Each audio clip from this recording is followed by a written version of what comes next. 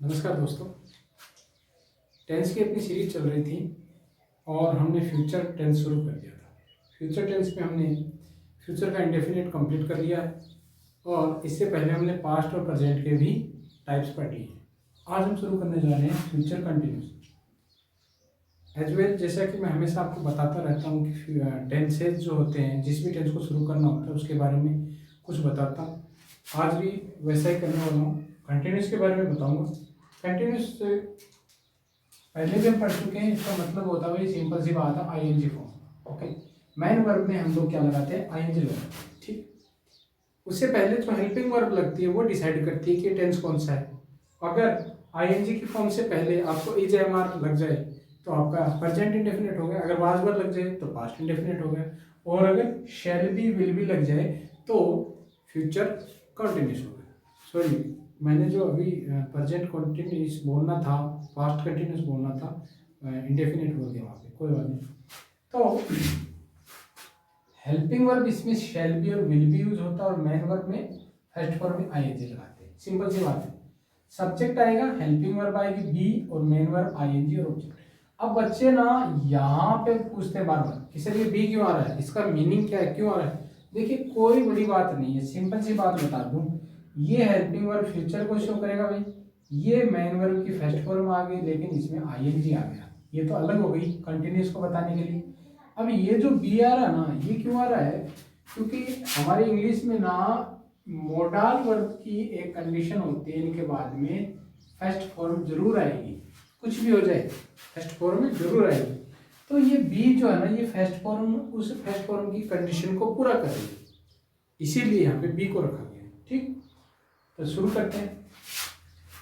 I shall be waiting for you at bus stop, कि मैं तुम्हारा बस स्टॉप पे इंतजार करूंगा। ठीक, subject helping verb, helping verb ये दोनों ही हेल्पिंग वर्ब लिख देते हैं। Main verb, preposition, object, preposition और ऑब्जेक्ट। ठीक है, ये दोनों ऑब्जेक्ट किसके बने भाई? इस प्रीपोजिशन के। ये बताने की जरूरत नहीं आपको, इतना आपको पता होगा। अब शैल बी, इसने फ्यूचर को शो कर दिया, वेटिंग ने कंटिन्यूस को शो कर दिया, दोनों ने मिला के फ्यूचर कंटिन्यूस बना दिया। उसी तरीके से नीचे वाले में अगर देखते हैं, spring will be coming, will be coming, future continuous. ठीक है, अब स्प्रिंग सब्जेक्ट हो गया, सून आपका एडवर्ब हो गया। ठीक है, टाइम को बता रहा है जल्दी ही। नीचे वाला children will be growing, future continuous, into preposition adult object और children subject.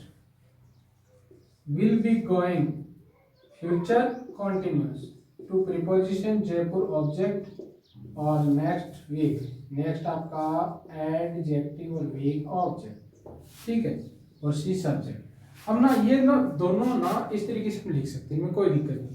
She will be going to Jaipur next week, ये भी सही है, और she is going to Jaipur next week, ये भी सही है। दोनों का मतलब सेम होता है कि वो अगले सप्ताह तक Jaipur, she will be going to Jaipur next week. ठीक है, मीनिंग दोनों का सेम होता है। She is going to Jaipur next week. Okay, कोई इसमें दिक्कत नहीं।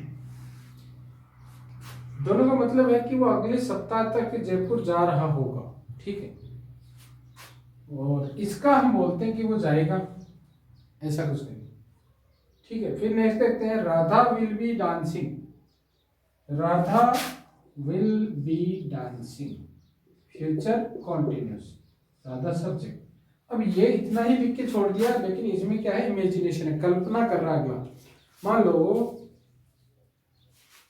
राधा जो है अपने दोस्तों के साथ टूर पे गई, स्कूल टूर पे गई, और यहाँ उसके दो दोस्त हैं जो कि घर पे बैठे हैं। अब वो कल्पना कर रहे हैं कि इस समय राधा क्या कर रही है।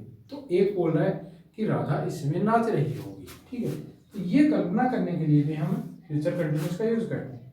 लता will be singing a song, ये भी कल्पना किया जा रहा है, will be singing, future continuous, a article song object और ये लता सब्जेक्ट, तो विल बी सिंगिंग। ठीक है, नेक्स्ट है switch over to study room, मामा विल बी स्कॉल्डिंग, जल्दी से स्टडी रूम में चलो वरना मम्मा क्या है हमें डांटेंगी।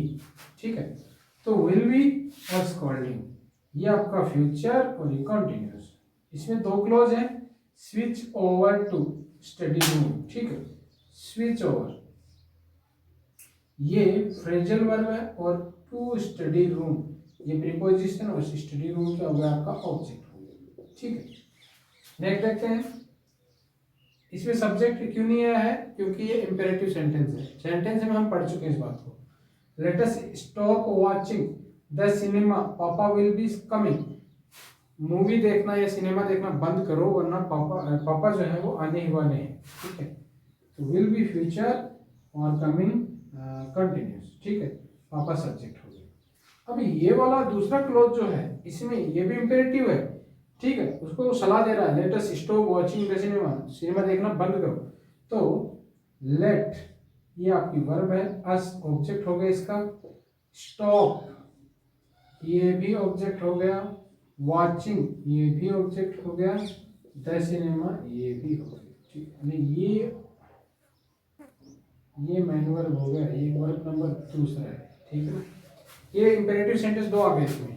तो इस तरीके से फ्यूचर कंटिन्यूस जो है इसका सेंस होता आईएनजी और इससे पहले शैल बी विल बी लगता है। ठीक है, तो नेक्स्ट क्लास होगी इसकी फ्यूचर परफेक्ट। ठीक है, तो मिलते हैं नेक्स्ट क्लास में। नमस्कार।